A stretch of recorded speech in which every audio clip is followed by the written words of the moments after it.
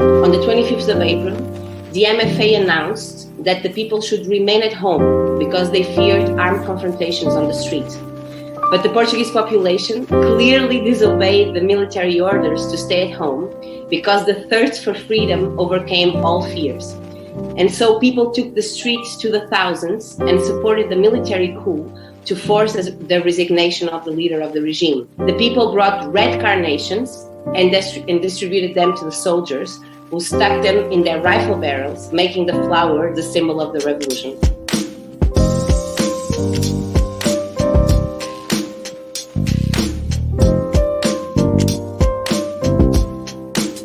The revolutionary process of 74 and 75 was one of the liveliest experiences in Portuguese history.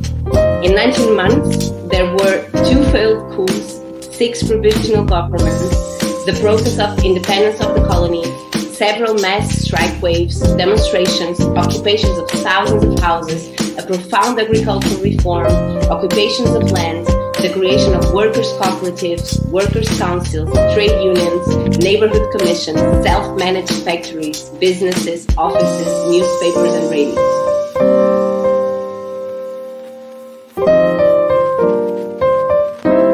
Because the thirst for freedom overcame all fears. Hola, bon dia, alegria. Munson here with the Good Morning Portugal show, live stream and podcast. What a great way to start the show today. Catarina Principe there, voicing some words from her not her recollection, because I don't suppose she was even born at the time of the Carnation Revolution here in Portugal. 50 years ago today, she is just a big fan of that uprising, and I found her speaking about that and added the music and the visuals there, which has become a very important video here at Good Morning Portugal. So good morning to you, parabéns, bon feriado, if you're having a day off today, which is an important part, I think, in Portuguese culture of what's happening today. You speak to younger people, and I've been very surprised to talk to younger people. And they say, you know, it's a holiday for us. For our parents and grandparents, it's a bit more meaningful, but for the youngers, it's just more of a holiday. So happy holiday to you today. And I'm aware that us foreigners, the expats, the immigrants, for us coming here and realizing that this happened only, 50 years ago, when some of us were alive, that it is pretty special. And many of us have a fascination, not least those over at the Portugal Club who've been sharing far too much information for me to share on the Good Morning Portugal show without it becoming a complete Carnation Revolution, what's on listing situation. But I can share a few things this morning and urge you to go over there where Kai, who was at the meetup lunch yesterday, has been very busy. For example, let's have a quick look at what's going on over there. We've got, yes, Kai, activities, events, Revolution Day. Thank you so much for this, Kai. Good morning. I'm new here. I don't know if I can ask such a trivial question, but does any one of you have any trips or activities, or tips, not trips, tips for activities, events tomorrow? That was, of course, talking a couple of days ago and in the lead up to the Carnation Revolution. And then Kai, in many ways, has answered his own question over there. So he was using Chat GPT, which 50 years ago would have just been science fiction. Basically, people had other things on their minds. The internet, can you imagine? It was it was a long before the internet, and I guess people were pamphleteering, newspapers, and radio, of course, was an important part of the Carnation Revolution here in Portugal. So thanks, Kai, for your work. Talking of radio broadcast, Tom Smith has also been busy at approximately 3 a.m. on April the 25th, 1974. Soldiers from the Armed Forces Movement seized control of the RTP Broadcast Center. At 4:27, I've seen this moment immortalized in one of the movies that Eurico Motta recommended to us. At 4:27 a.m., they broadcast the first announcement about the coup.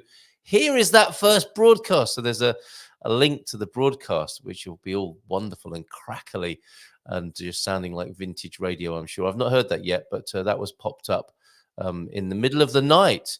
Probably at around 4:27. In fact, good timing there, Tom. So all sorts of wonderful things over at the Portugal Club. And the video that, of course, if you want to see that again, that I played to open the show this morning, that's over there. And we've also got the latest news that's come in. Tribune coverage. Thanks, Deagle, for this. And this iconic photograph, which we see whenever the Carnation Revolution is referred to. This is often a picture that is featured. Where, I was going to ask the question. It was going to be a great quiz question, but it's actually, the game is given away. Look at that. Portuguese matriculation number plates haven't changed a great deal. Still 6 numbers and letters. I was going to ask you can I hide that? No, I can't do that. Which city was, you'd imagine, wouldn't you, on first glance that this might be Lisbon. But that picture actually from Porto. That's 25th of April, 1974 in Porto there. Any other pictures that you may have found? Would love to see those. So thank you very much indeed for all of your coverage to do with the Carnation Revolution. And let's continue, shall we, with our tribute to the Carnation Revolution celebration anniversary today, 50 years, with this wonderful video that was sent in by Anna. Thank you, Anna. This is how VRSA Villarreal de Sant Antonio woke up this morning. And I'm going to invite you now. This is quite moving, actually. I started playing this and realized that it goes on for some time.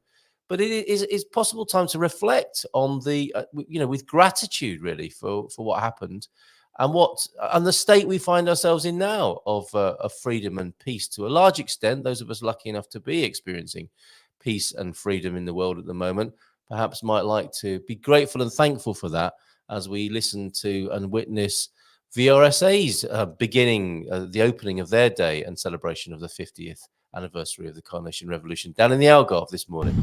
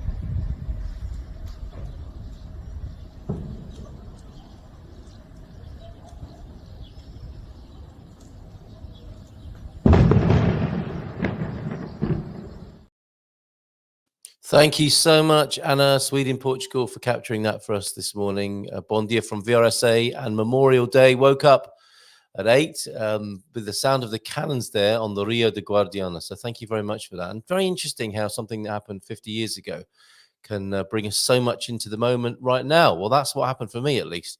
A very, very moving and very beautiful celebration of this moment, remembering what happened 50 years ago. And I guess the beauty of that kind of memorial and being brought into the present moment right now with a reflection and recollection of something that happened 5 decades ago. So let us know how you are celebrating. If you are celebrating today, where are you in Portugal? Are you going to a festivity, a celebratory anniversarial gathering of some kind here in Portugal? Do let me know in the chat. And if you've got any pictures or videos or it's something you want to share of a visual nature, 913-590-303, send that in on the WhatsApp channel for the show. You're watching Good Morning Portugal on this, the 25th of April, 2024. So who's here this morning? Bon dia alegria to you, Felicia Independencia. Thank you very much, Global Nobles, for being with us this morning. Lovely to see you here. And Dougie's in the country, of course. Bon dia from Cascais. Looks like there are preparations afoot for the 25th or 25 de Abril festivities in Cascais as well this morning. Dia de Liberdade with a carnation there. And Eagle honouring the moment in Belfast this morning with some fresh carnations and the single, the playing the single of Zé Afonso or Zeca Afonso, and of course the song that triggered that was played on the radio that triggered those moving towards the coup to spring into action. Thank you very much. Let's have a look at Deagle's carnations, honouring the situation, the memory over there in Belfast this morning. Thank you very much, Deagle. Very thoughtful, all the coverage and all the things that you've been sending us. I know that you're very excited. Well, I don't know if excited is the right word, but you find this a notable moment in history, world history, really, as well as Portuguese history, to be. I think it reflects on your political beliefs as well. But thank you for all that you're doing and contributing towards us. And I'm just trying to bring up your lovely vase of carnations here. Let me see, because I've got the bulging picture deck again situation. So here you are, just making room for your lovely tribute to Portugal and the Carnation Revolution over there in Belfast. Some fine red carnations right there. And we found out yesterday that Luisa, the not mine, but James's Portuguese sister, Luisa, her father apparently he was behind the red carnation phenomenon. So very interesting story with all the coincidences that led to a very large number of red carnations ordered for a completely non-related event. They were doomed to go to waste due to the cancellation of that event on April the 25th, 1974.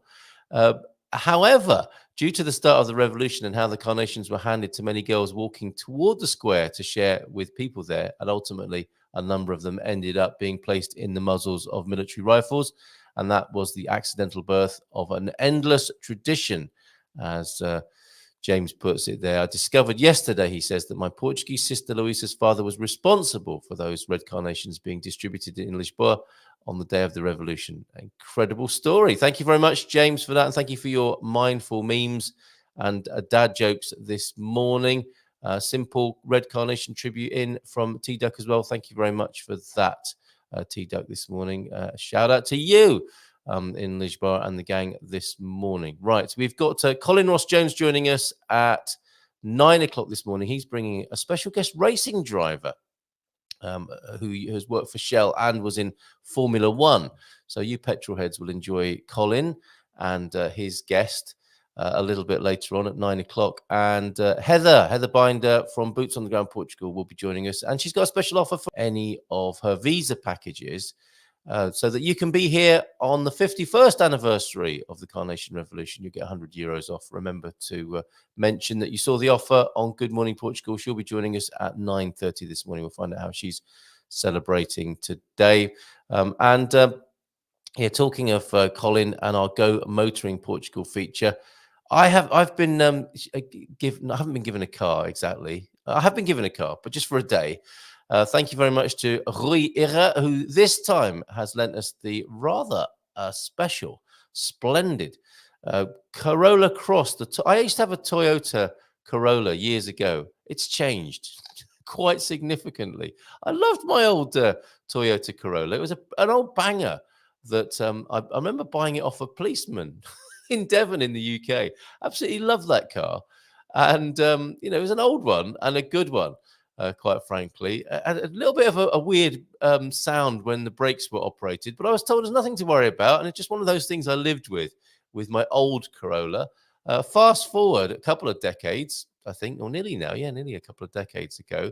And this is what the Corolla looks like these days. This is the Corolla Cross, which we've been lent for the Revolution Day holiday today. And we're having a bit of a meetup at lunchtime where we'll be photographing this and other supercars.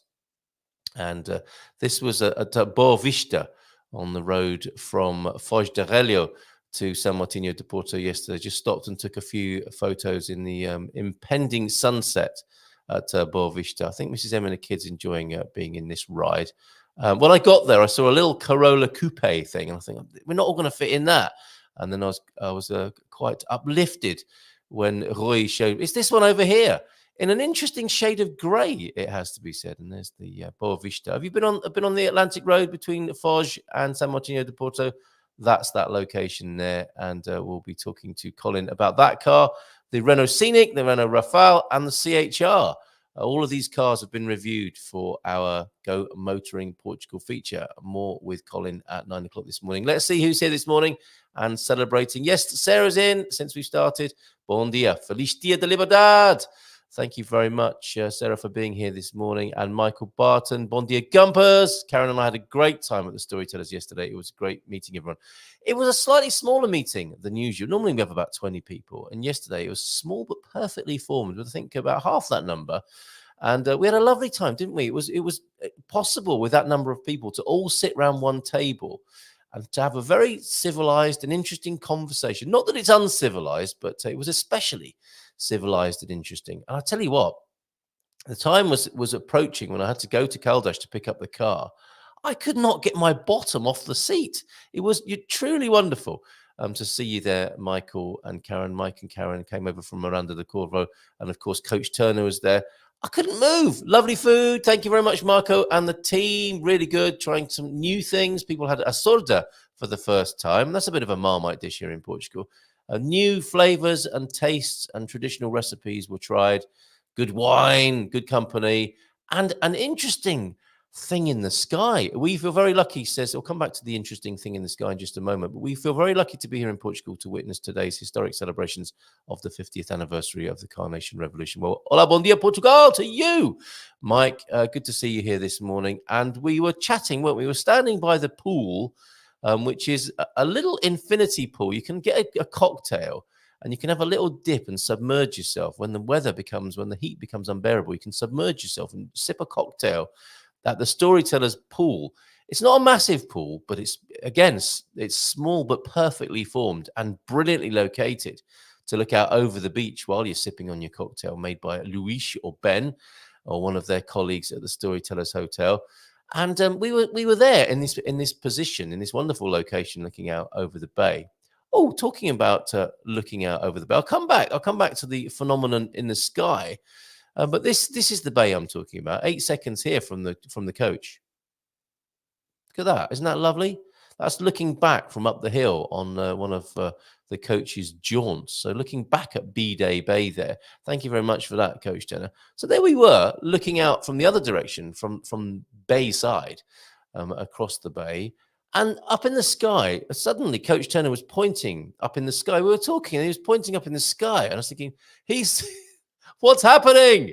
And this was happening up in the sky. Not an especially unusual thing to be happening. I've seen these before, but still, every time I see it, I think it's really special. It's almost like we're being watched by the eye in the sky, the great big eye in the sky. And there it was above the Storytellers yesterday. So thank you for capturing that, Coach Turner, as well. I've got my own photo. Burning bush the day before. And a great divine eye in the sky, perhaps, a great cosmic eye of consciousness looking down on us whilst we're looking up at it in San Martino Bay yesterday. Great stuff. Let's see who else is here this morning then. I'm going to scroll back so I don't miss anything from this morning. I had a message in from Bangladesh this morning. Can anyone translate that for me? I had somebody asking me if I could find them a wife yesterday in Portugal because they want to move to Portugal. Very interesting correspondence at the moment. Bon dia, Gumpers, at around, 7:31. Is Portugal still asleep? Bit of a sleepy morning, I think. Some celebrations started yesterday. Well, yeah, I was at the Storytellers for lunch and with the great Garvo and Linda for dinner celebrating that man. He's on a 60th birthday world tour at the moment, called into Salil de Porto to have dinner at the amazing Nasa do Sol. Great to see you yesterday, Garvo. Look at him there. Doesn't look a day over 59, does he? Really great to see you. And there we were sitting there thinking we're both around 60. It's like, well, how did that happen? We had to take a photograph of ourselves. It's like pinching yourself sometimes, isn't it? Taking a selfie. Quite the brilliant evening after an amazing lunch. So a day of, somewhat not jaded exactly. No, that would be the wrong word, but satisfied.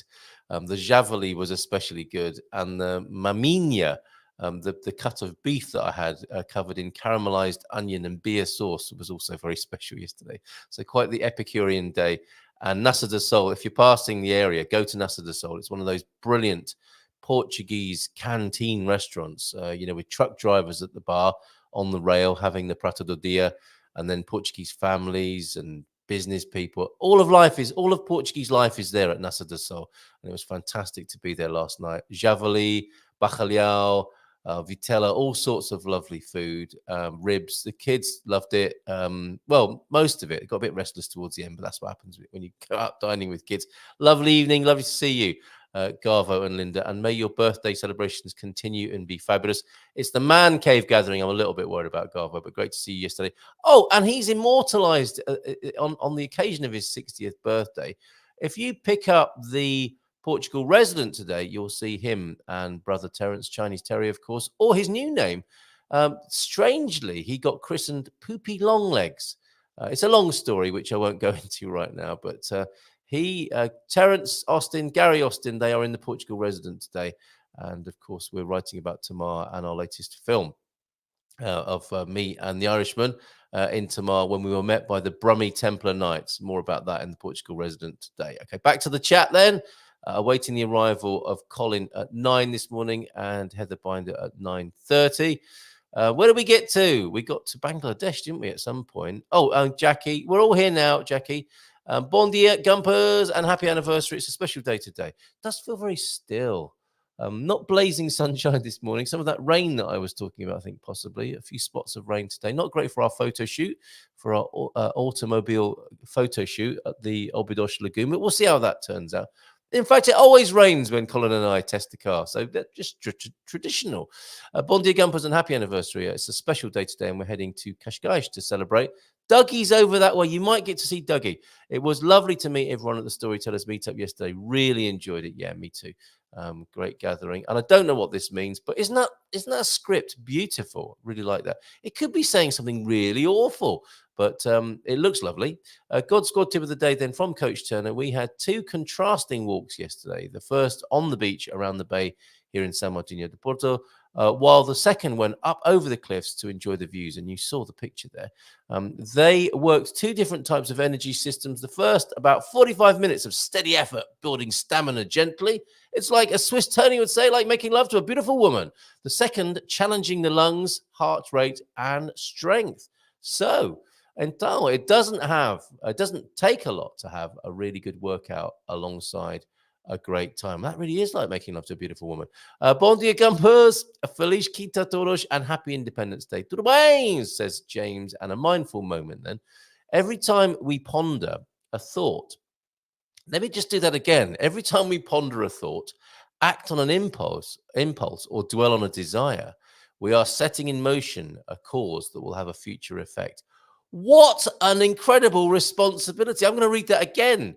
Every time we ponder a thought, act on an impulse, or dwell on a desire, we are setting in motion a cause that will have a future effect. No better mindful moment than that on this Carnation Revolution Day. Everything in this world began as a thought, didn't it? So mindfulness enables us to choose wisely. Ain't that the truth? Fantastic. Well done. I don't know if you did that on purpose there, but that's just all of history is that, isn't it? It's people pondering on thoughts and acting on impulse and dwelling on their desires to create the world that we experience right now on an individual and collective level. Incredible. And that's Tamara Levitt who said that. Thank you very much, James. Mindful dad joke. I'm not the better person. You better leave me alone. It's a dad joke, a dad warning rather than a dad joke warning. Thank you very much for that, James. And your I'm gonna make more space and squeeze in your couple of memes this morning. Oh, here they are. Here's the first. To whom it may concern, I have taken up meditation. I am no longer sitting around doing nothing. Well, so you say. What does it say? There you go. That was the punchline. I'm no longer sitting around doing nothing. In some ways, you are, I guess, but not quite in the way that people used to think, perhaps there. And your second visual of the day. This comes from. It is. We could substitute Galileo here. I think maybe a little bit too much talking, shouting, celebrating already from yesterday. Excuse me. Voice is disappearing this morning. My daughter was doing her history homework and asked me what I knew about Galileo. I said, he's just a poor boy from a poor family. That's not the sort of help you need when you're doing your homework. And then you can sing, if you live in Portugal, Galileo, Galileo. Oh, Mike's here now as well, hearing me sing Galileo, Galileo. Petrolhead Mike joining us behind the scenes, and Colin will be joining us too soon. Thank you very much for that one there, James. And of course, Heather Binder joining us with her €100 discount off her visa packages a little bit later on this morning. It is later on today, strictly speaking, but just later on in the show today. Oh, they're all assembling the Go Motoring feature of Good Morning Portugal is revving up in the pits as we speak, and they'll be joining us on the track itself in a few moments. But I want to get to a few more of your comments this morning, celebratory as they are this morning on the 50th anniversary of the Carnation Revolution here. Deagle, bon dia, Carl and Gumpers from a light, cloudy Belfast. Strong possibility of 14 degrees, an almighty 14 degrees today. 3 to 4 days of this great weather before it breaks on Monday there. And your celebration of Dia de Liberdade. Doug in Cascais for the same. Thank you, Global Nobles, Swede in Portugal, Michael Barton, all of you for being here, and Sarah Yerman. Gabby Vela is here. Good morning to you, Gabby. And is that another link to some good goings on in Portugal today in Setúbal there. Michael Whitby, and after the eye in the sky, your weather changed today. What was that then? Do you think they were chemtrailing, Michael? Bon dia todos from Squire of the Shires. Morning, Squire. And Pam, really looking forward to the Lumen show in Alcobaça tonight. That's a great thing to be going to. Celebration in Alcobaça. Anything that goes on in Alcobaça is worth looking at, with the beautiful backdrop of the Praça there in front of the monastery, of course. And this afternoon, I'm going to a workshop to make a ceramic carnation. How lovely! It was suggested that we make origami red carnations, and Pam's going all out with a ceramic carnation. But first, work. Translation. There's so much in you. You have all the virtues in everything. I didn't know you were really wonderful. May, I'll never forget you in my life. You really don't compare. I'm not sure what's going on there, but it sounds lovely. Thank you very much, Squire of the Shires. What is that a translation of?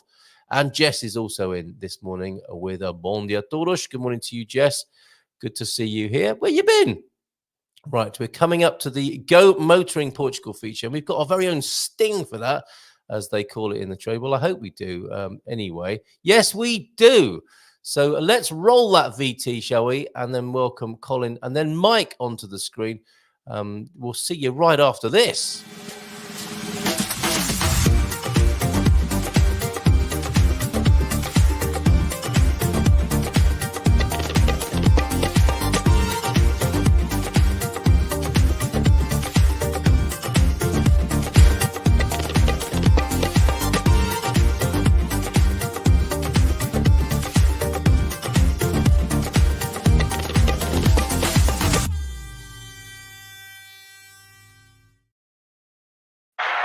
Yes, here he is.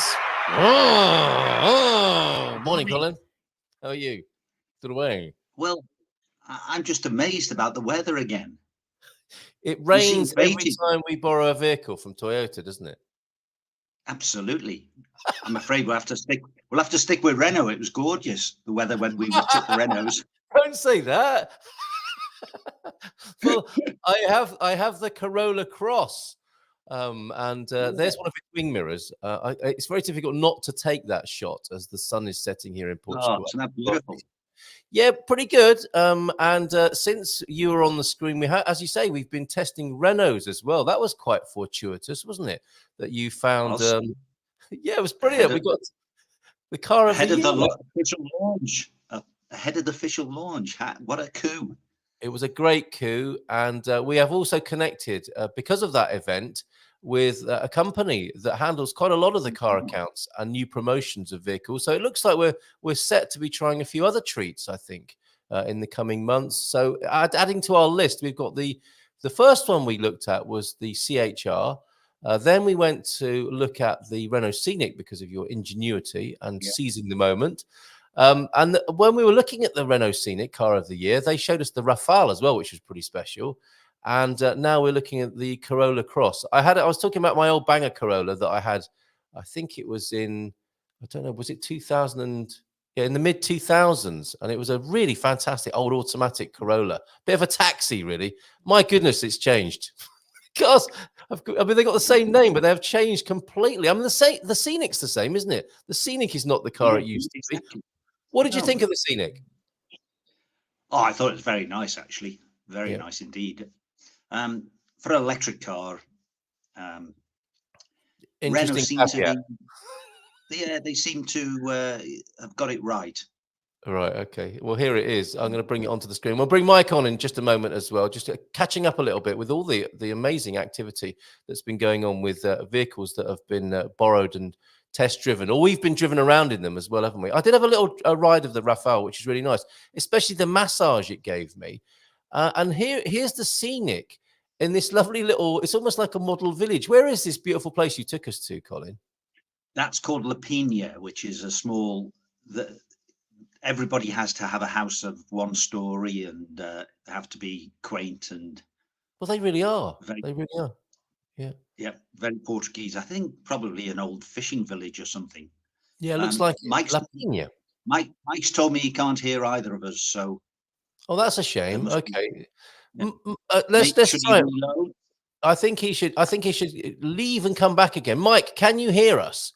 No, he can't. He's just sat there. So I won't put him on the screen just yet. I think he needs to rejoin. Perhaps if you can send him that message. And meanwhile, I'll share a few more pickies of the Renault Rafale and the CHR. Yeah, he needs to be able to hear us before he comes on, or we could get him on the phone. If he tells me his WhatsApp number, we can give him a call. That's the second best option that we resort to sometimes. I shall send you his contact.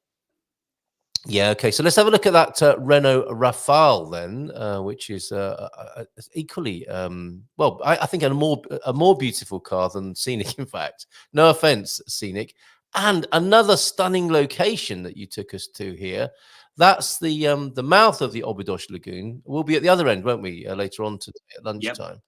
And that's the Óbidos Lagoon there and the beautiful Renault Rafale. Look at that. So many of these electric cars are basically laptops with wheels, aren't they? And this is no exception. We missed an opportunity there, Carl. We should have photographed the road sign. Have you ever seen that one? No, what does it say? It's Óbidos one way, Óbidos the other. So I have got that sign somewhere. Yes, I do. Look, and we're back in La Pina with the Rafale. There's a lovely little village, that. And so thank you for sharing that with us as well. Mike, can you give us a thumbs up if you can hear us behind the scenes? His phone. And can hear you. Yes, he can hear.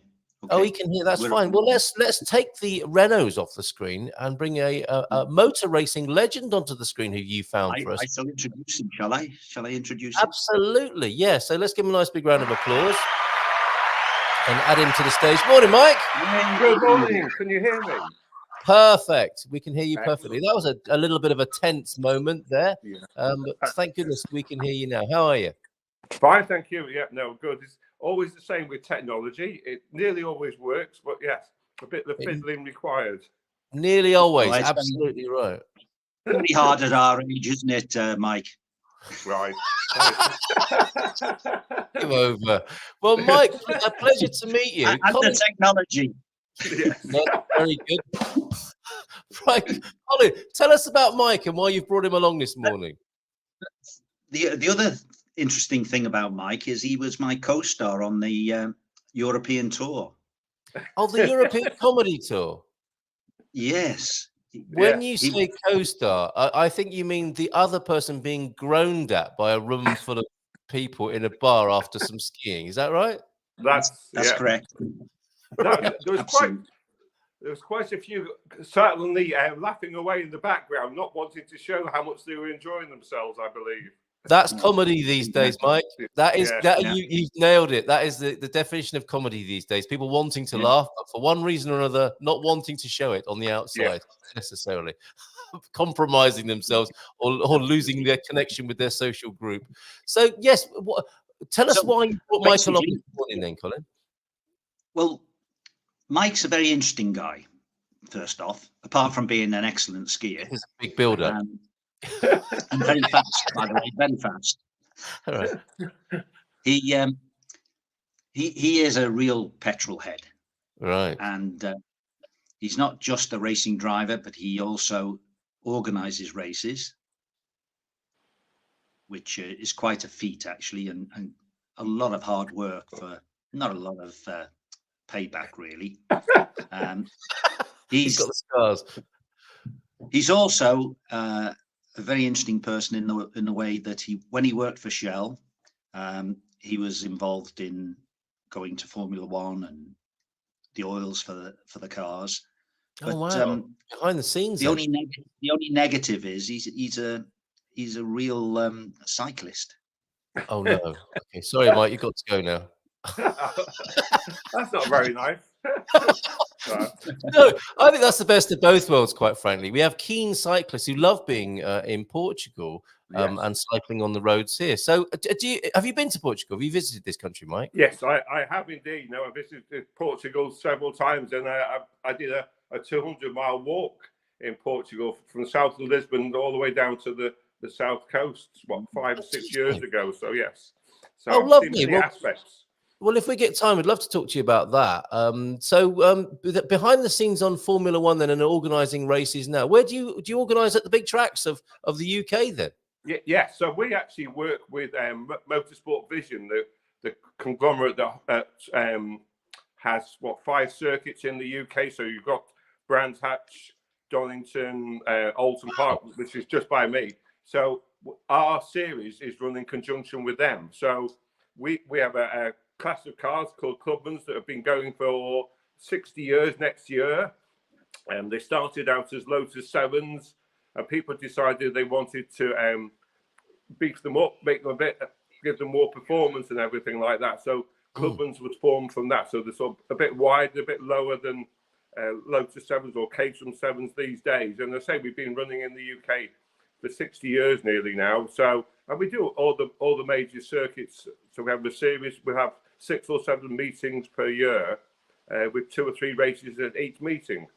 That's incredible. Clubman then? I mean, people will know the word Clubman from Mini Clubman. Mini Clubmans, yes, but I think we've been going before the Mini Clubman and that, or similar time. So. And that's a type of vehicle, is it? It's a class of vehicle, yes. So the cars were made by Mallox or Phantoms. They have several manufacturers in the UK, as well as people can build their own.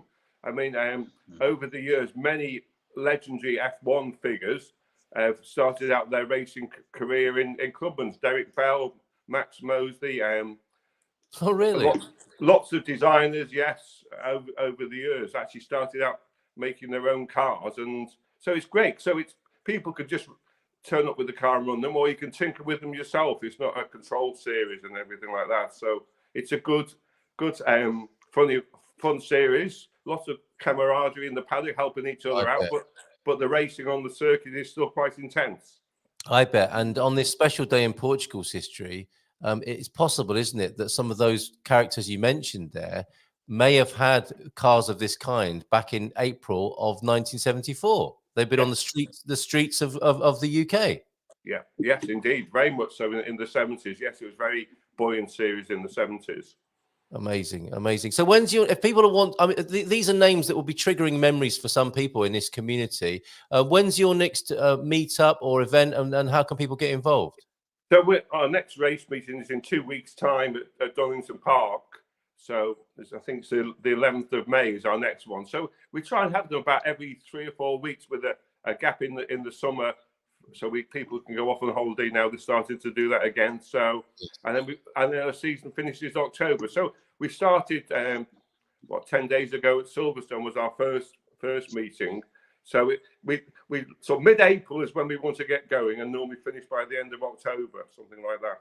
Great fun. Sounds like good fun. And have you any plans to come to Estoril or Portimao here? Is that going to be possible? No, it would be lovely to go to Portimao. I have actually been there to Portimao myself. I've been around the circuit, but not actually competed on the circuit. It's absolutely cracking circuit. Very envious of you. If only it was a little bit easier to get to. It is superb experience with all the undulations and that. So it's a real man's circuit. A real man's circuit. Coach Turner was saying how much he loved the Portimao circuit, and was making the point that it's a bit underused as well. Yes. Yeah. Well, they don't advertise it very well, but you can do track days there. Oh, okay. You can take your car, or should I say a hire car, yes, around Really? the circuit. Yes, and it's quite competitive compared with the sort of price that people have to pay in the UK. I see. So if you fancy driving on a proper racetrack, you can on occasion take your vehicle to Portimao and have a little ride around the track. Yeah, you can, and you can get an instructor for I think about €35 for an hour. Can you? So I don't think we've got time for that. 1 hour on a circuit is quite intense. I bet that's great fun. Okay, so that's an interesting thing to do here in Portugal. Now, Mike, you'll have heard Colin's caveat there.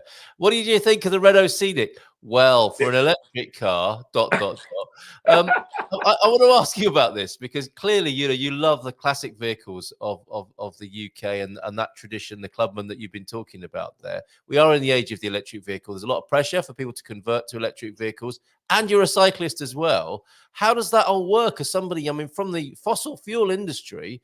How are you seeing this transition? And are you riding a bike as a kind of carbon offset? No, for enjoyment and fitness and everything like that. So, no. So, I mean, electric vehicles have their places. They are not the be all and end all and everything like that, because at the end of the day, you've still got to generate the electricity somewhere. And now, what?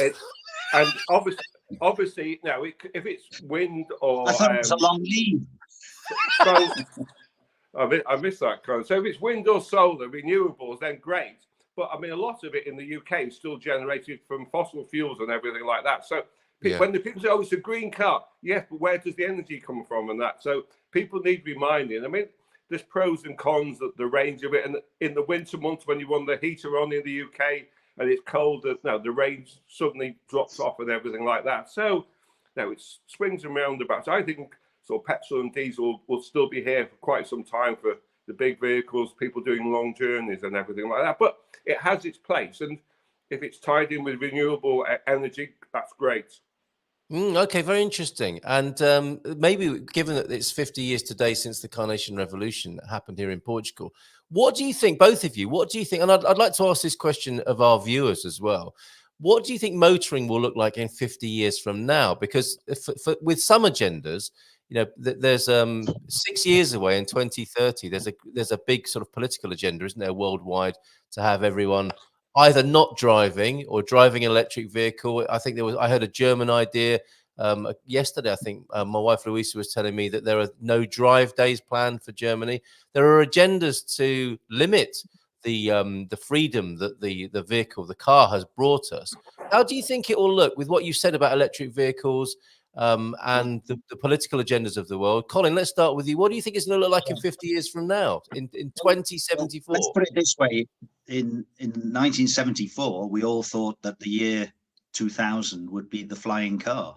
Yes. That's what everybody, you know, the Jetsons or whatever it was called, and you know. Yes. Oh, But that's what we all thought, and here we are. We're still basically driving around in the same type of cars that we were in 1974. it's true, isn't So, it? change takes a long time. Yeah. The other problem is, from a car manufacturer point of view, they invest billions into an internal combustion engine, the way the cars are built and everything. And then you get somebody like Elon Musk comes along and completely changes that world, and Yeah. the others can't keep up. So who knows where we will go? But I know that my grandchildren, the eldest is 9,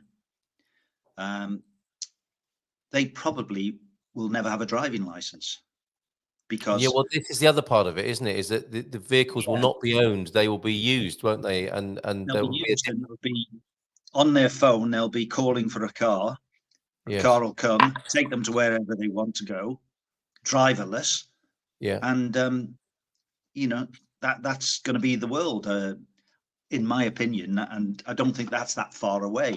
So, what on earth could be happening in 50 years? Yeah, I should look down and. What do you think, Mike? Would you agree with yeah, that? no, I agree with Colin. Autonomous vehicles do seem to be the way forward, and that, and maximising the use of them and the efficiencies of them, and maybe, you know, as well as cars, you'll have sort of van size things where you share a journey with people. You log in where you are, where you want to go to, and this autonomous vehicle will call by, pick you up, and transport you into the city or wherever you wish to go.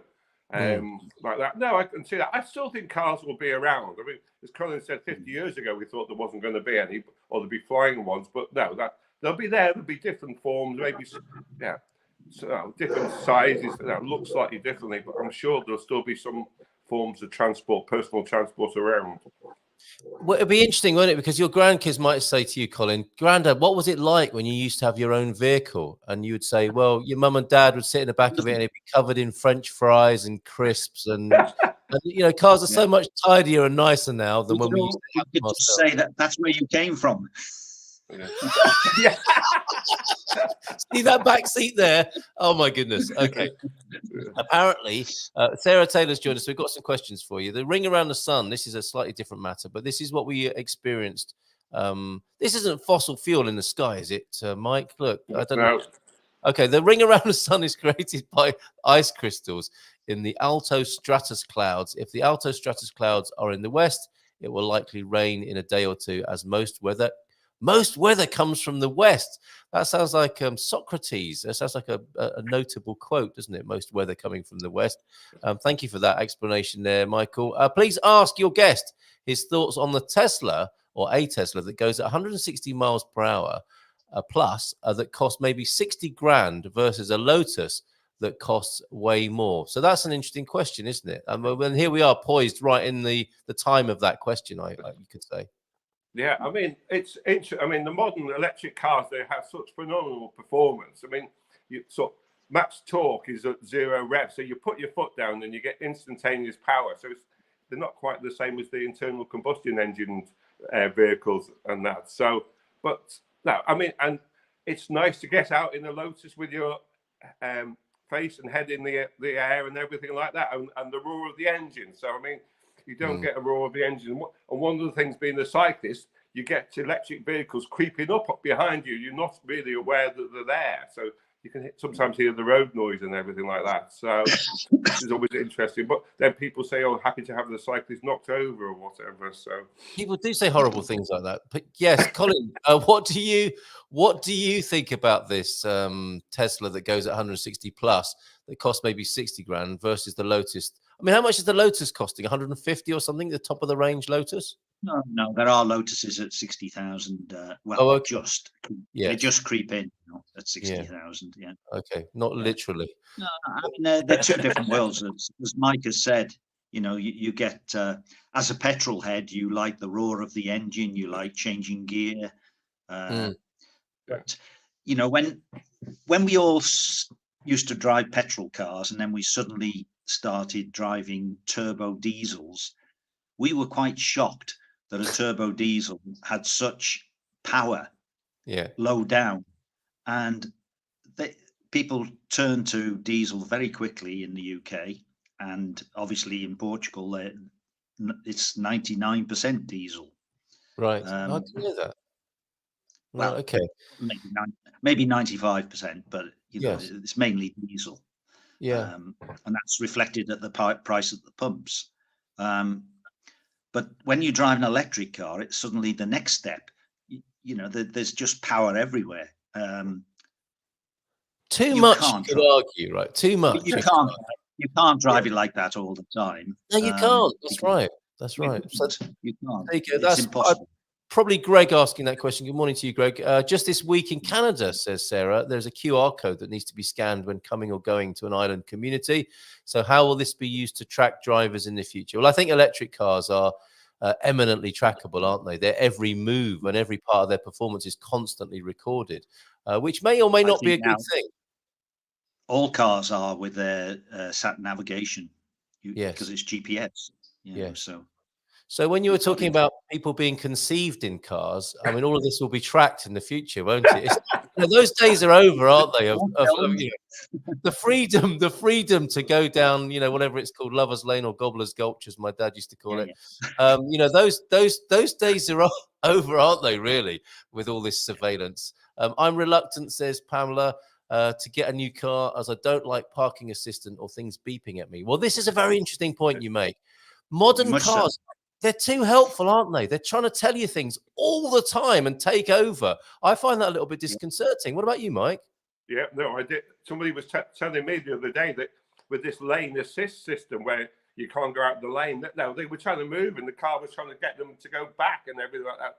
They got so frustrated with it. I think they ended up switching the system off. As you say, you have so many safety devices and devices on it now that people are just getting cheesed off with them. Obviously, some are good where it checks the blind spots, but nevertheless, people still want to have the freedom of driving and experience it for themselves. I think you're right. Do you agree, Colin? Too much going on in a car now. Yeah. Ding, dong, bang. It's all going on. Hold on a minute. Oh, that was the other quote. Ding dong.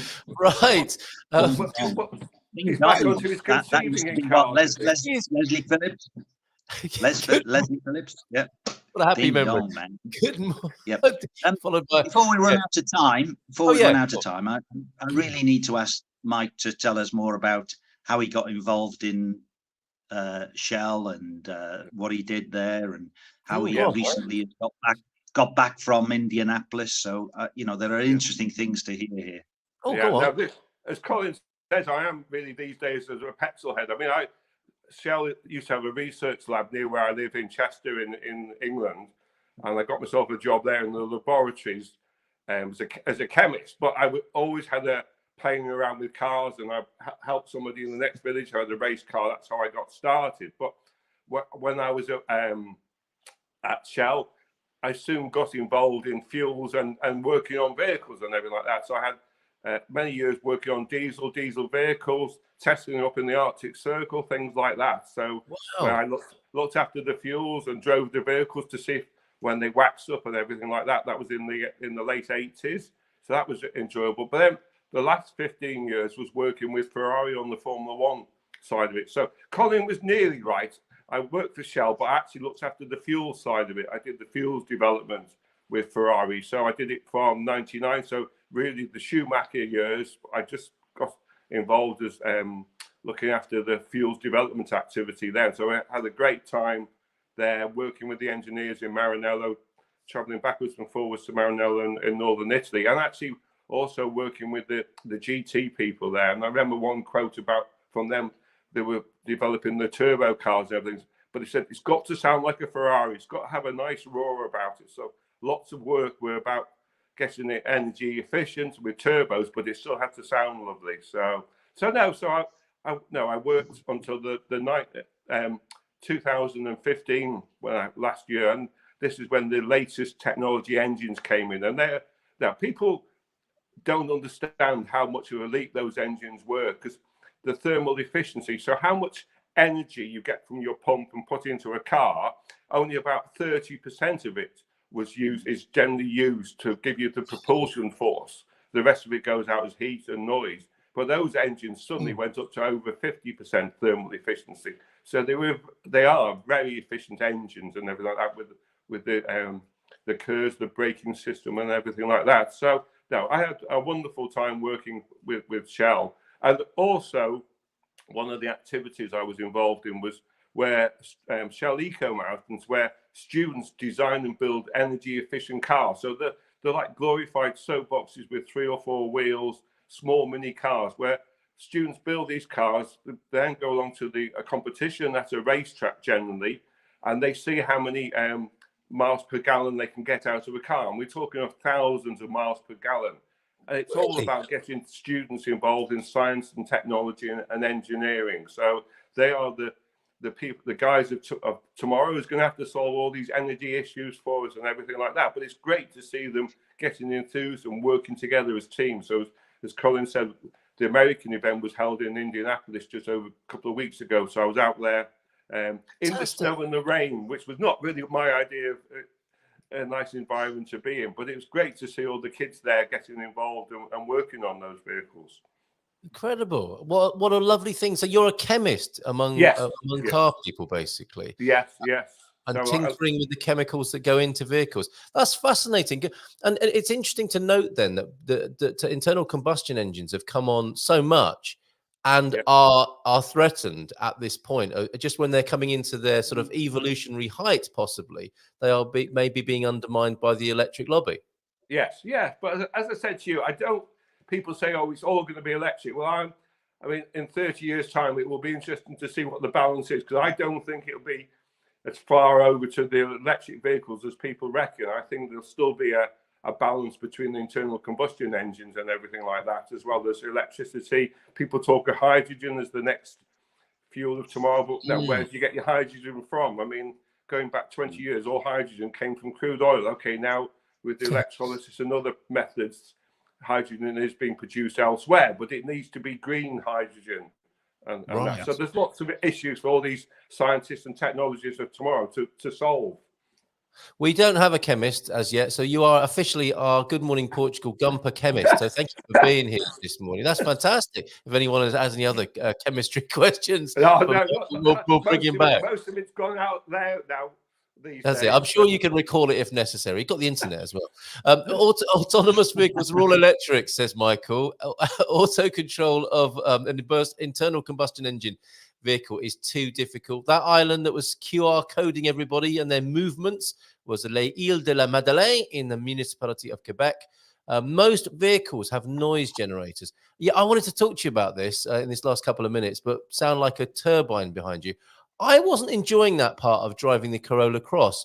And ever since you told me, Colin, that some of the sounds from vehicles now are actually from a PA system and not actually made by the engine, it's really, in my car. It was bassy. And I was thinking, actually, I don't need to hear that. I'm happy with the performance and how it's like the proverbial off a shovel. I don't need a sort of pseudo sound to give me that added feeling, and I found it quite disconcerting. But I don't. I mean, you'll be able to tell me later whether it's a real sound or not. But that it is odd, isn't it? And what the other thing that occurred to me about this fabulous vehicle, which as you quite rightly say, in 50 years, vehicles haven't changed that much in some senses, but they've got all these bells and whistles, and they are they're a miraculous feat of engineering underneath the hood and around with all the electronics and so on.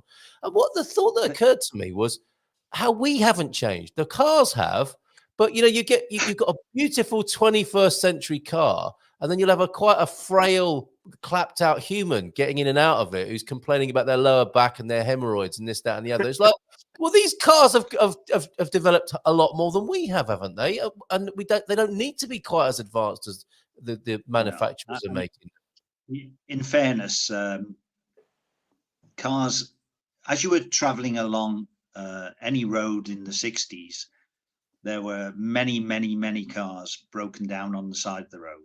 True. It wasn't because people weren't getting them serviced or couldn't afford to have them serviced. It was just cars were unreliable. Yeah, a bit and crap. The biggest change, Yes. And the biggest change of all, I sound like I was knocking the car industry. I'm not. I'm all for it. The biggest change is that the cars are ultra reliable. Yeah. Also, many cars now don't have a spare wheel. Why? Because we don't get punches. Well, that's interesting, isn't it? Yeah. Punches used to be a thing punches used to be a thing of probably once a week. Every time you went out in my youth, we had to check the oil, we had to check the tire pressures, all these sort of things. We even had to check the wheel nuts were tight. So these are the sort of things that we grew up having to do. And now you just jump in a car, you turn a key, or you don't, you leave the key in your pocket, you press a button, and off you go. That's the point I'm making. The vehicles have changed, but we haven't. We still have to do all those personal oil checks, don't they? Sort of spectacles, testicles, wallet and watch and all that sort of stuff. Whereas cars have come a long way. We haven't, is the point I'm making. Yeah. We have to go, unfortunately. Yeah. Mike, I hope you will come back and chat with us. And because we want to find about your walk in Portugal as well, which sounded fantastic. Yeah. Thank you for being here this morning. That'd be delightful. Thank you very much, Mike. Guys again. Yes, really enjoyable. Thank you. Yeah, great fun talking to you this morning, and looking forward to more of your European comedy tour as well. Keep up the good work. Don't let those grumpy people. No, we can't take a joke for next year, Colin. All right, yeah, definitely, and keep an eye on the show as well. We've got some great material that comes up here as well. So thank you very much, gentlemen. Colin, I'll see you later. Yes, if you want to know, it's raining in Portugal. It's whenever we're testing a vehicle, basically, isn't it? Today being no exception. Gentlemen, thank you. Big round of applause for you both. See you later. Ciao, ciao. Ciao.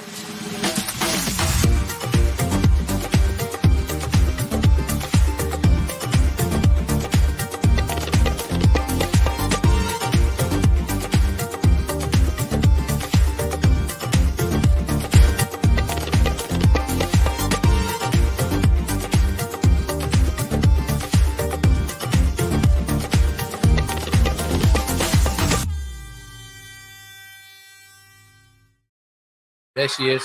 Olá, bom dia, tudo bem? Bom dia. Bem. Contigo. I should say contigo. Bem, obrigado. Muito bem. On this, I learned that from your Did you? Good, yeah, I learned that from you. Which is good because people say, good morning or how are you?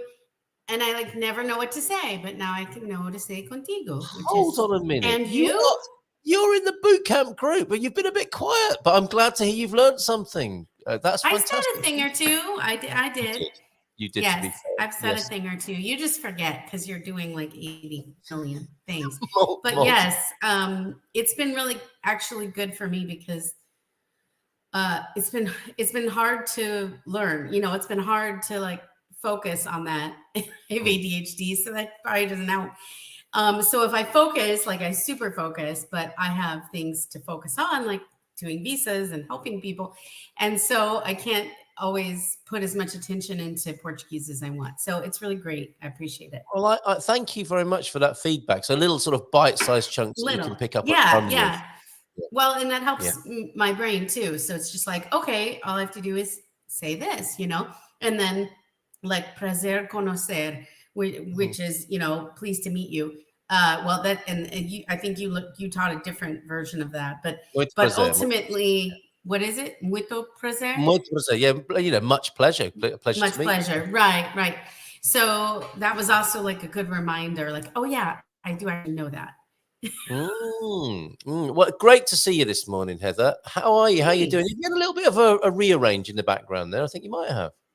No, no, not really. I mean, I had the bird cage here. Okay. Which sometimes I move over there, but that's where her cage belongs. She's just still in bed, Okay, so. We'll keep the noise down so we don't wake the bird up. So how are things going? Boots on the ground, Portugal. How are things going? It's always good to check in with you and take the pulse of people moving to Portugal. What are you seeing? What are you observing? What's going on? Well, we've actually been doing really great with approvals coming through DC. San Francisco is, of course, slow as molasses, but we're still gotten some great approvals through there as well. they're just taking a little bit longer, as expected. But yeah, things are going well. Getting people's driver's licenses, helping them obviously get through the visa process, and then all the other things, just helping people work through everything. So things are going well. I think it's just a matter of plugging away and helping people sort through the timing and figuring out what's ideal for them and how best to work their situation. So we do that, and we have a special. We're doing €100 off for the next 30 days. And so feel free to schedule a free chat with me. You can do that at our website, bootsonthegroundpt.com, and we can go from there. And the €100 is towards a visa package, which is really a whole relocation package. Fantastic. A very kind offer. So there you go. Check it out at bootsonthegroundpt.com is the right website to go to. Have you launched a new one yet? Not yet. We've been working on it, so it's coming, but I don't want to say when yet because I don't know. Fair enough. Let's not jinx it. Bon dia, well, Heather. we planned on coming out in January, but that was before all the changes and a lot of things that have kind of transpired. So we're sort of adjusting things as we go there. So yeah. We do a veteran discount, 10% veteran discount, Nice one. which is important. Yeah, I love my veteran clients. They're really on top of it. Yes. Which is nice. Okay. All right. So specializing in veterans moving to Portugal as well. And is that a big thing? I mean, I guess people sometimes from the military can retire early, can't they? And they're choosing. They do, because if they went into service, when they were young, like 18, 19, 20, early 20s, they do retire early often, or can. Yes. And of course we help people of all ages and different types of visas, but needless to say, yeah, the veterans, I think definitely that's a strong area and an area that we really want to support and we believe in. So yeah, it's really been good. And of course, we help people from Canada and South Africa and UK and all over. So we do extend that as well. Quite reassuring, I would say, Heather, too. I mean, a number of things we could talk about today. Any questions you've got about moving to Portugal, check it out with Heather on the screen today. I was hoping to talk about this whole area of long-term care in Portugal. I think it's going to be an incredibly important subject and something people need to talk about. Not necessarily need it straight away, but have some sort of plan in place for the future. Yeah. And all sorts of exciting sort of sociological opportunities about how people might live together and care for each other in a non-traditional way in the future here, because the demographics of the world are changing and we've got the silver tsunami headed towards Portugal. But just dwelling on the veterans for a moment there. Yeah. Isn't that reassuring to know that military people who often know things that sort of muggles don't know are choosing Portugal? I think a lot of military people have a kind of geopolitical awareness that your civilians don't have. They are privy to types of information, aren't we, that the rest of us aren't going to see. And it's interesting you say that, because I literally emailed a client this morning. Well, she emailed me in support of some posts and things, and that's what I said to her. I said, it's really nice because I feel like you can relate and you have a different perspective being military. That not that I can relate to being military exactly, but it was I felt very much the same, and I actually felt more supported by my military client in a lot of ways than most other people at the moment. So that was kind of nice. I agree with that. Yeah, and I'm deducing from that they have an understanding of safety in the world and a good place to be strategically from their experience. Then this different worldview that the military gives you, and they're choosing Portugal. Right. Yeah. Portugal's like the perfect. I want to say what I was going to say, but like we fly under the radar in a lot of ways, right? Yes, like we're so tiny. And then I'm very, very, very, very, especially right at this moment in history, very, very thankful to be living in the countryside, not in a big major city, around Caldish, great, smaller city that offers tons. And I love that. And I think that that's perfect. And I feel so much safer than I did in Central Phoenix, which is where I came from, or Chicago, where I lived prior to that, you know. And so every day that passes, I'm more and more thankful to be here. And also in relation to the senior care, the same. Because as you know, my dad, after my mom passed away, which she passed away here in Portugal towards the end of 22, after I'd only been here a year, a little bit over a year. It was the following June, so my dad's right at almost a year. He wanted to go into assisted living. He also almost burned the house down, so there was that. So we found assisted living, believe it or not, contrary to popular clickbait media. There are assisted livings here. Granted, just like in the United States, and I'm sure many other places, it's not easy to get into them for sure, right? Yeah. But we got lucky and found a spot and a really beautiful kind of southern exposure view, 1-bedroom apartment.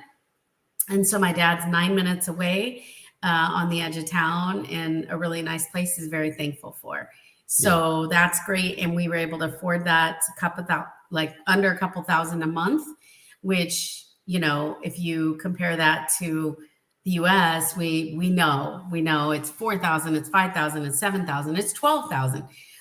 It's not affordable. So this is the only way that I would have been able to get him into some place near that nice. So that was really important. Yeah. And you were forced into that situation by circumstance and fate, really, weren't you? And, you know, this is the inevitability for all of us at some point. In many ways, if we're lucky, you know, if we last a long time, we're going to need some sort of help and care in the future. And it's an issue. It's an issue. And you made reference to some of the sort of clickbaity things that are going on. And I think, to be fair to Portugal, Portugal will be dealing with issues that all of the rest of the world will be dealing with in terms of public health care, because at whatever age you're at, I think all public healthcare systems all around the world are under intense pressure. I don't think there's no health service in the world is this like, well, we've got it nailed. We've got it all figured out. No one's ill here. We never have to see anybody because they're all taking great care of themselves. We are looking at aging populations. We're looking at fewer younger people in the workforce. So we have a challenge on our hands for the future. Yeah. And that brings up a good point, which is, you know, all these like propaganda and whatever sites, websites, or Facebook groups, whatever it is. The reality is these things are not unique. Like very few of the things that are brought up in those groups as complaints or whatever are actually unique to Portugal. You're going to experience, you know, frustration, bureaucracy. You're going to experience shortages in healthcare. You're going to experience waits. You're going to experience many of these things, I think, in most other countries. My brother lives in Canada and has, you know, terrible experiences going through the healthcare situation there because they don't have a private system. Here in Portugal, we have a private system. So we have opportunity. Granted, you have to afford that care, but you have opportunity. And my brother went through a life-threatening situation a couple of years back, and he didn't have choices. He had to do what he had to do and go through the system. And I think about that now, and that's, you know, that's sobering when you think of the choices you have here, which honestly, we have a lot of fabulous hospitals and options. You can argue how many of those are public, but we have them nonetheless. And my dad's hospital actually is public. He has a rare blood cancer, and I did have to transition his care here. And so that was a huge part of my can we even think about moving to Portugal? Yes. And that is something I help people with too, for obvious reasons. Well, that's what I want to ask you about, because it strikes me that you know, we are going through an unfolding. Well, this is the nature of evolution, of course, but we are going through an unfolding in the understanding of what it is like and what's involved in moving to Portugal. A sort of pandemic time was very different, and people were like, well, I just need to get out of where I am and I'm going to go to Portugal. And they weren't thinking too far into the future, apart from like, I just don't want to be here. I need to I need to be gone. I need to accelerate my plans. And a lot of people Right. just ended up in Portugal at that time, didn't they? Then Yes. before that and after that, you could argue that another time scale was the NHR, which gave people what, a 10-year window. If they were wealth planning, they might be thinking 10 years ahead because of the NHR and what they might do after it had expired, you know, and their access to that system, which of course isn't an issue anymore anyway. And I don't suppose many people were thinking about becoming old and maybe even frail or needing to be looked after. Is that You part don't of your think planning so? Because process? I mean, I'm 51. Maybe it's because I don't. But when you plan with people, See, and I do. I totally do. So, like, I'm one of those, like, I was in my late 40s, and I'm like, I mean, that was a huge part of my impetus to even think about moving to Portugal to begin with. Was like, how are we going to retire? How are we going to have healthcare? You know, because I was a real estate broker for 30 years in Arizona, and you know, as a real estate broker, you're self-employed most of the time. And I was a managing broker at a large firm for several years, and so I did have health insurance at that time through the company. But then otherwise, I didn't, and so it became you know, really imperative, that whole job thing. And that's usually the problem with in America. That's what ties people to really crummy jobs and situations, is usually the healthcare. And so I absolutely 1,000,000% would sit there and think, how are we going to retire? How are we going to have healthcare? And I had a client who died in her late 40s because she wanted her cervix removed and they wouldn't remove it. And she had cancer and it killed her.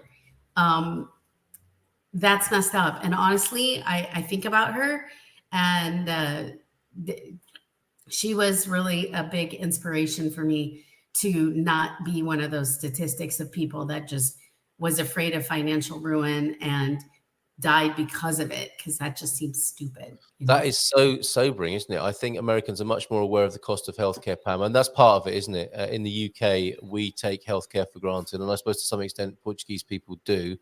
And this demographic thing is going on where it is going to be increasingly challenging, I think, to grant huge and aging populations the right sort of healthcare they'll need. And there's all sorts of aspects to this conversation, of course, that I think is one worth having. But that's really quite incredible. So your plan is to the end. I mean, to move, you know, you saw the writing on the wall, the experience of other people, and thought, okay, well, where can I have a different quality of life? And where can my dollar go further? Right. That, you know, my biggest expenses, and I by no means moved out of the United States because of, you know, that alone. I've always been like actually I was always fascinated with the UK. And then when I went to Europe in 2012, I became fascinated with all sorts of other countries and that. So I always felt at home with that. I don't like ice in my drinks. I like milk in my tea, you know, just all sorts of goofy little things. The signs were there, weren't they? The signs. When I went to Europe, I was like, wow, this, like, yeah, no, really. And so, so it was always fascinating to me. But then it became more of a reality of how do I do this? And does this make sense? And for me, it was able to keep my housing costs lower than it would be, and my healthcare costs lower. And those are my biggest expenses. So are some other things more expensive, like one-time furniture buys or things like that? Yes. But overall, we were able to reduce our overhead and get a property that costs less, that we actually have a rental property built into our house, which was for my parents originally. Yeah. And so that all just made sense, you know? So it doesn't for everybody. And that's one of the things I help counsel people on too, is, you know, does this make sense for you? Can you afford it? Yeah, that's what I want to ask you about. And so when they can, and they're thinking about aging and perhaps needing healthcare and seeing their days out in Portugal, you know, let's just call it what it is. How are people planning for that? What sort of conversations are you having? And what sort of provision is there? You know, how do you see that for the long term, the prognosis for aging in Portugal? Well, it's going to be a struggle anywhere and everywhere. That's just the reality. And I think it's, honestly, I worked at caring.com for a little while during, I don't know, one of the recession issues times or whatever. And so what I did was I took incoming calls, and this may be one of the reasons this was off top of mind, but I took incoming calls from people that were were trying to place their parents or siblings or themselves sometimes, which was really sobering to be talking to someone that was like early onset dementia herself and trying to help her find a place while she was still cognizant enough to make those decisions. Talk about sobering conversation with someone. Yeah, definitely. And so I did that professionally. And, just learned the screening calls to ask or the questions to ask and kind of how to figure that out. And so that was one of the things. And in doing so, I realized not only the cost, because I was doing that nationwide in the United States, but also the shortages and how hard it was to find home care or find assisted living space and things like that. So, I think that was really important, because when I saw this unit at Condominio Dom Denise, the place my dad's at, I was like, wow, it's available. And my dad's not in an emergent situation this second, and it's available. And that made me think, okay, this is scary, because financially I wasn't prepared for that. The life insurance is on my dad's life, not my mom. We planned on my dad dying first, which is stupid because life doesn't care. And, it was a leap. And it's still a struggle financially to be able to do everything I need to do right now, to be honest. And so it's still a scary moment, but at the same time, I know that it's the best thing I could do for my dad, and it's the best situation overall. And thankfully he had pension and Social Security. And so, we could make that happen. So you figured it out in a way that might be unimaginable back in the States, for one thing. Yeah. And right. Go ahead. Sorry. Well, and I'm just thinking, other people will have made a little mental note. I know I have and when you described the situation your dad was in before and the facilities there, it sounded amazing, quite frankly. And other people might have made a mental note to say to Heather Binder one day, that place your dad's at, I need that, or a friend needs it. Is there a lot of that provision, do you think, in Portugal? Were you lucky? I would say we were lucky in a way, but I don't know. I wouldn't say there's a lot. There's not enough. I mean, that's the reality. There's not enough units, period. Right. Yeah. But also, I do feel like you were saying, that leaves opportunity for people living together, for co-housing by family, but maybe it's not by family, but it could be situations. We did have a live-in care for a little while, caregiver. And so we also experienced that when my mom was still alive, and learned a bit from that. And I think that there's a lot of growth opportunity there. I think there's a lot of people that want to move here, don't have a vehicle to move here, but want to, because I get contacted by them a lot as well. And I tell them to, find a way you can survive and a way you can make this happen. And one way would be a work contract. So if you're willing to offer someone a work contract, you might get somebody from another country that's looking to come here and be here. And maybe you've got a room in the house, so now you have a room, you can give them a work contract, and you can actually get some help, built-in live-in type of care. So there's a lot of that out there. And I think we could take advantage, as Portugal goes, we could take advantage of some migrants that are hungry for that sort of thing, as well as locals. There's definitely a lot of locals that, already live here and are looking to be that help. And that can help a lot. I'd never thought of that. So this is a sort of partnership approach, isn't it? If you're savvy enough to have a plan, we're looking back 50 years today, of course. The Carnation Revolution happened 50 years ago today. Quite honestly, some of us aren't going to be around in 50 years' time, but looking 10, 20, 30 years into the future, that sort of partnership approach is very interesting, where there might be some sort of networking or register of people who want to move to Portugal, and what would help them do that would be a working contract, and that might be a care contract for someone else who's moving to Portugal, who is in a fortunate position to be buying a house, which at the moment might have a self-contained area, which they Right. might put up friends and family who are visiting a holiday, but Mhm. one day might be the carers' accommodation. Yes. Yeah, and a lot of the houses have that a lot. Like these are big houses mostly. And then also, I think, you know, we're just seeing more and more opportunity for businesses. So there is Algarve Assist down in the Algarve, which I don't know personally, but they do post on my Moving to Portugal page. I have a medical moving to Portugal care page on Facebook, and they post in there. And we could really use that in the Silver Coast and probably many other areas in Portugal. So if there's any people that are experienced with these companies that, you know, find people that are caregivers is what we call it in the US, you know, you could start a business like that where you are a registry and you got, you know, referrals from people and you were able to maybe do background checks, criminal checks, things like that. And then you were able to provide to people like me when I hired a live-in, some sort of reference and some sort of, you know, I think that that's a great business opportunity.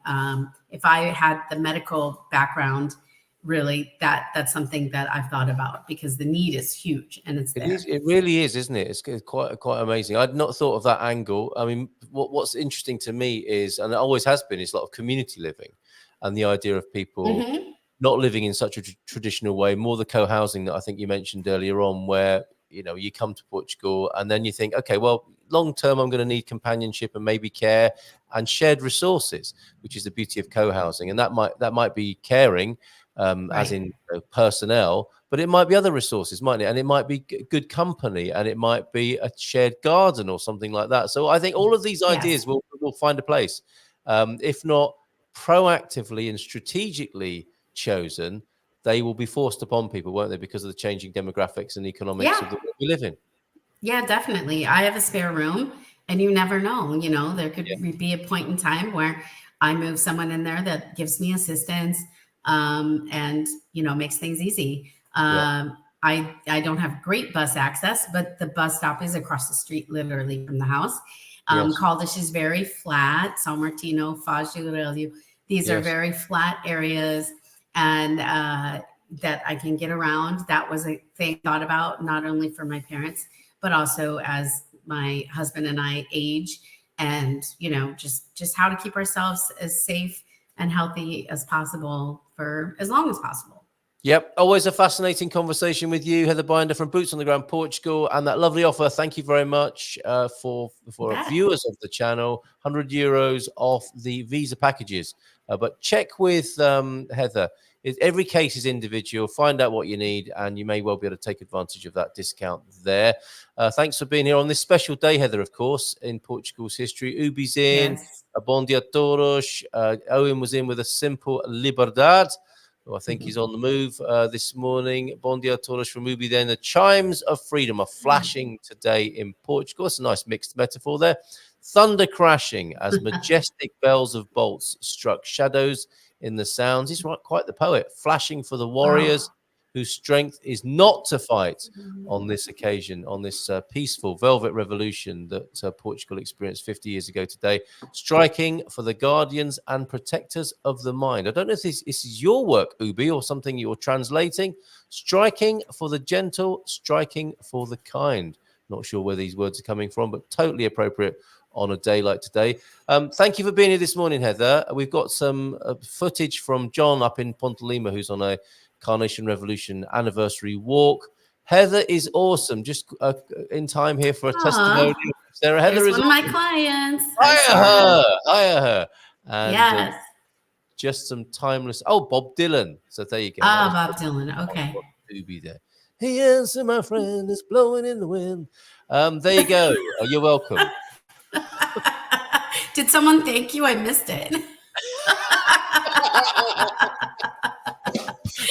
Right, Heather, speak to you again soon. You're with us, of course, Okay. times a month, and you're very helpful with all the experiences you've had yourself when you speak of, from your own experience and your great professional expertise, which Sarah is remarking upon there. So we should go out today. Have a great day, Heather. You to too. you, yours, love to you and your household. And we'll have a couple of videos here of, I think we've got John Heimbach, who's out for a little stroll this morning. Let's have a look at what's going up in Pontalima as people are remembering the Carnation Revolution up there. Thanks a lot, Heather. Take care. Bye for now. And we'll see you tomorrow. I'll see you tonight with Peter von Noonan. All the steps you need for buying a house in Portugal. No dream team tonight, but we'll be back for some Feel Good Friday fun tomorrow. Ciao, ciao. Bye for now.